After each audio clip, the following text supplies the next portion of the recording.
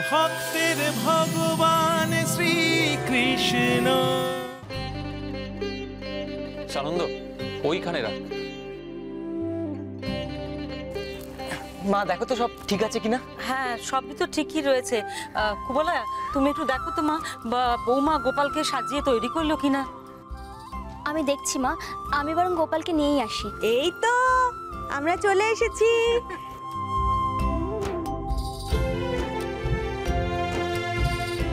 নতুন বস্ত্র পরে স্নান করে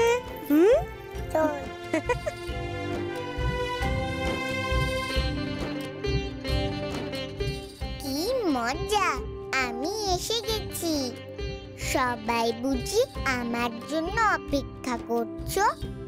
এই তো আমি। বাহ কি সুন্দর লাগছে আমার গোপালকে।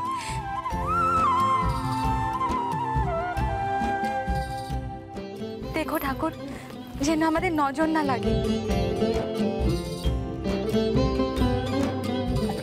নাও নাও এবার আসল অনুষ্ঠান শুরু করো।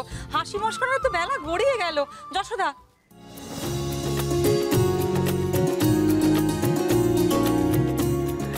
বেশ, এবার ওই পাশে মুদ্রা আর অলংকার রাখা হোক। এইটুকু মুদ্রা আর অলংকার দিয়ে কি হবে বাবা?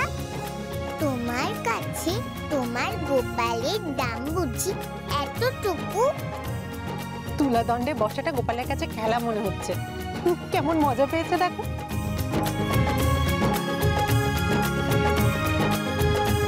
এই ভাই, তোকে তো মনে হচ্ছে এইভাবে ওজন করে বিক্রি করে দেবে।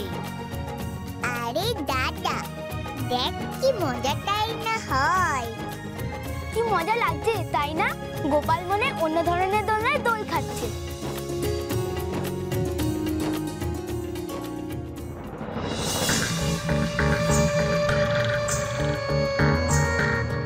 না, আমি আর শান্ত থাকতে পারছি না। আমি আর ধৈর্য ধরতে পারছি না রসিকা। কি করে ধৈর্য ধরবো বলো তো? এই ঘটনার উপর আমার জীবনের কত কিছু নির্ভর করছে। তুমি মহারাজ কংসের প্রাণের মানুষ হয়ে উঠবে, না মহারাজ তোমাকে আবার ভৎসনা করবে, এই ঘটনা সেটা ঠিক করে দেবে, তাই তো? মহারাজের খাস রানী হবার যুদ্ধে কে জয়লাভ করবে, তুমি না মহারানী অস্তি, এই ঘটনা সেটাও ঠিক করে দেবে। একদম তাই। আর এর পরেও তুমি আমাকে শান্ত হয়ে থাকতে বলছো।